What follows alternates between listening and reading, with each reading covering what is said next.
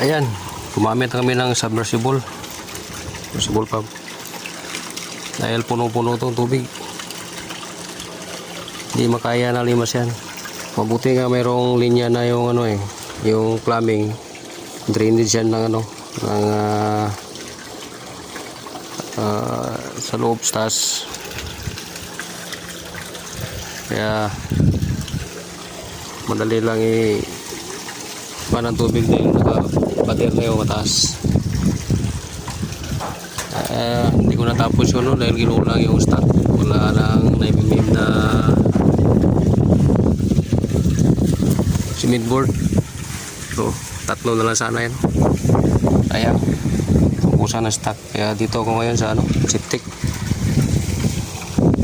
patuyuan to dahil makapailan na ito.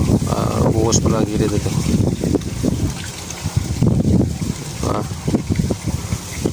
Gagawin na dahil mayroon ng limit ito hanggang 2 weeks na lang kailangan matapos na ito.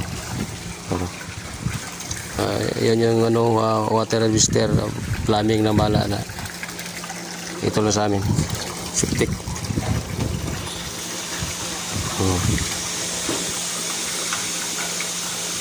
Dalawa yan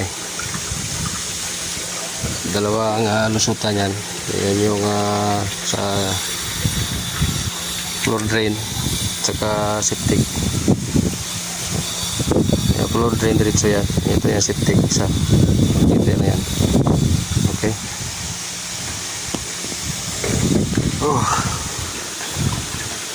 matagal-tagal to, mga kalating oras na kaya laman abangan. Okay.